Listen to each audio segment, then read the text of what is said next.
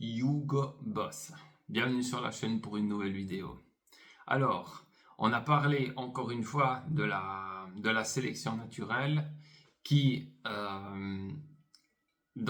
agirait maintenant sur le cerveau des enfants et des adultes pour quelque part trancher entre les lignées qui selon elles devraient continuer à se perpétuer et lesquelles devraient s'arrêter.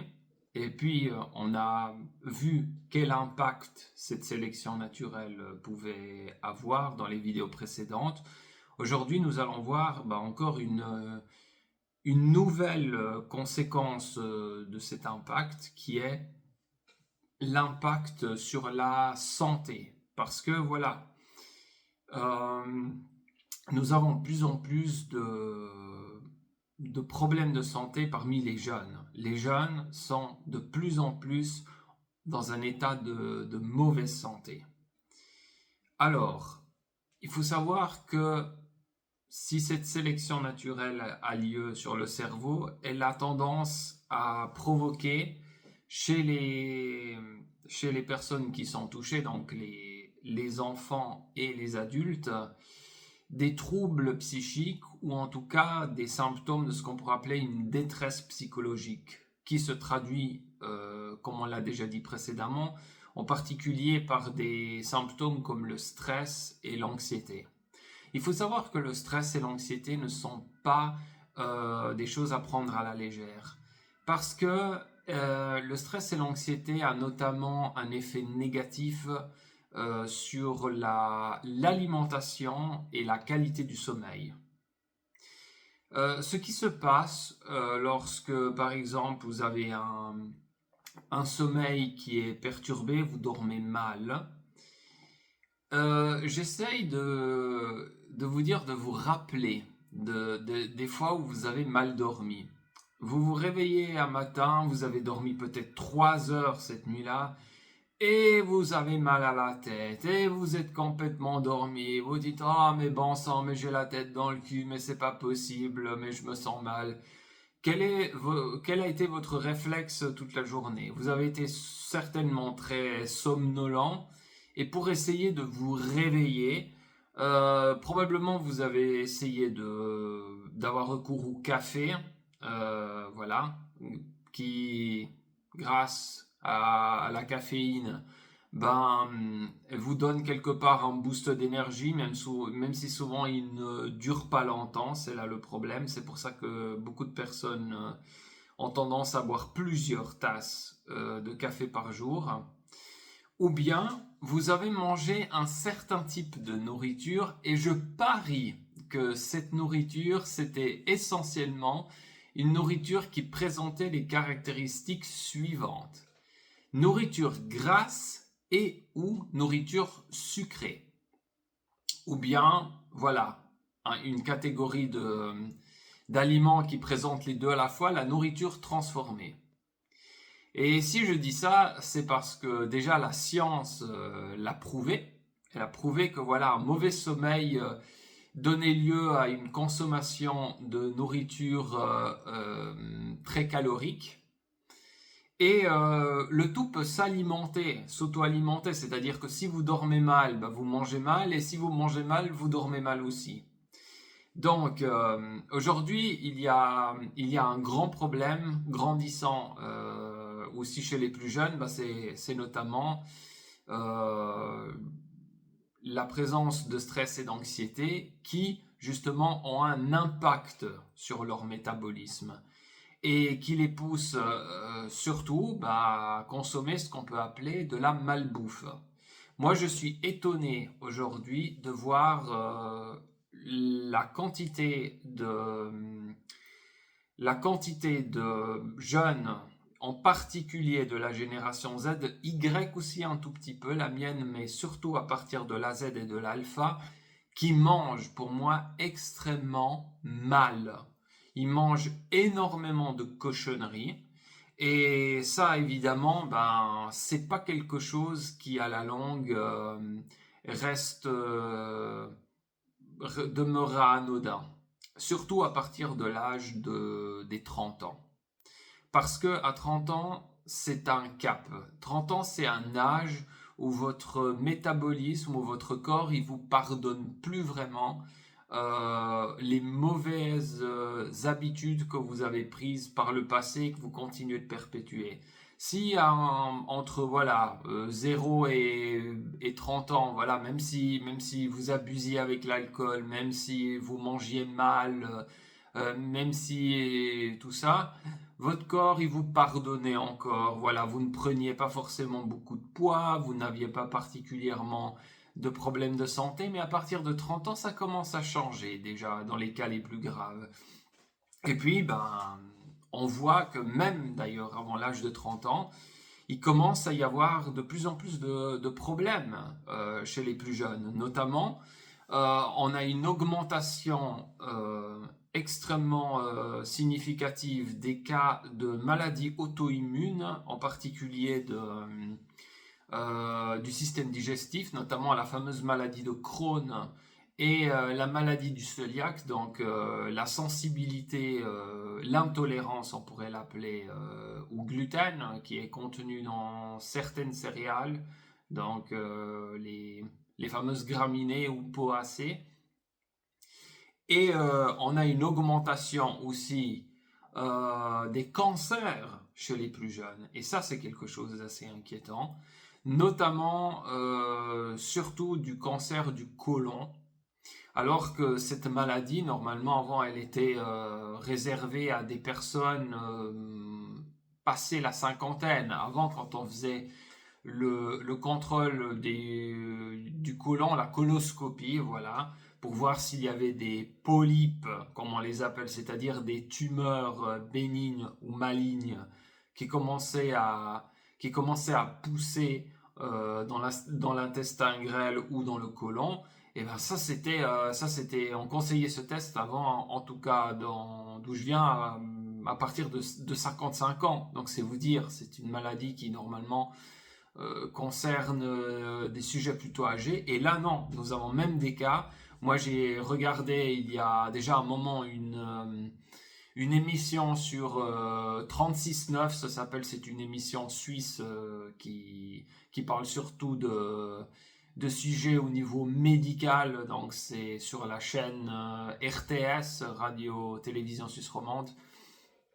Et là, déjà, on parlait de l'augmentation des cas de cancer chez les plus jeunes, surtout du cancer du côlon. Et puis, il y avait même des personnes de 20-25 ans déjà qui ont été diagnostiquées.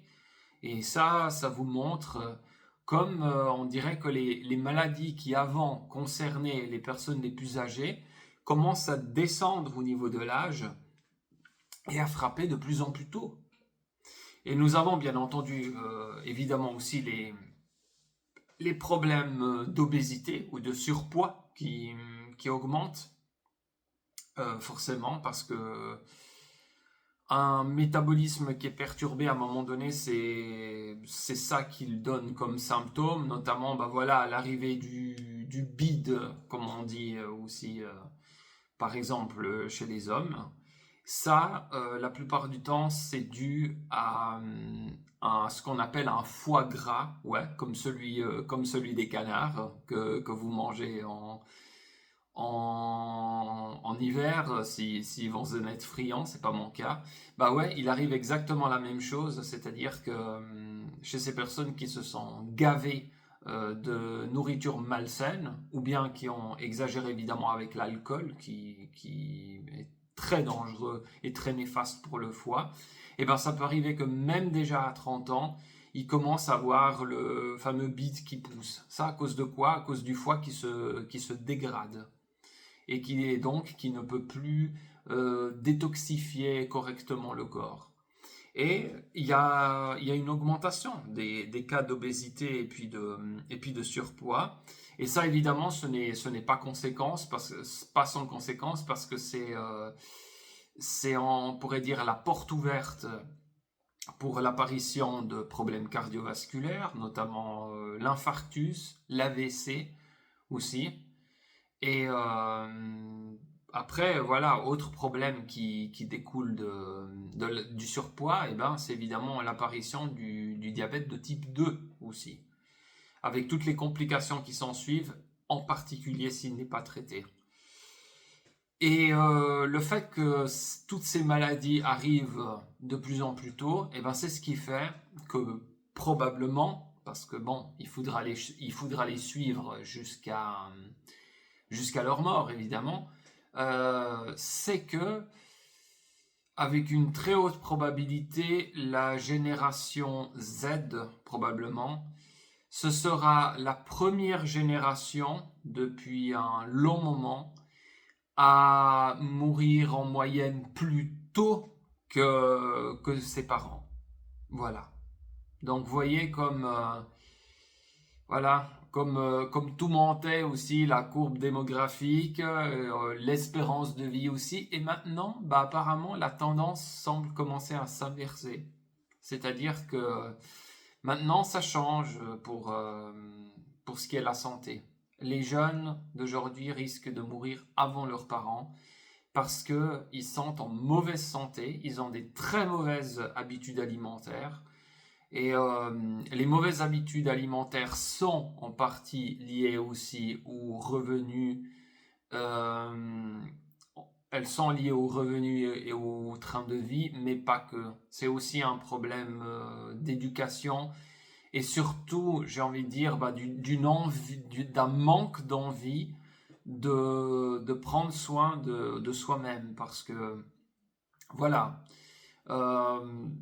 les choses vont aussi de pair, vous savez. Moi, par exemple, quand j'étais très jeune, j'étais un véritable toxicomane des sucreries. Je mangeais une grande quantité de sucre. Et d'ailleurs, vraiment, je me considère hyper chanceux parce que si j'avais un métabolisme plus fragile que celui que j'ai, j'aurais pu très mal finir.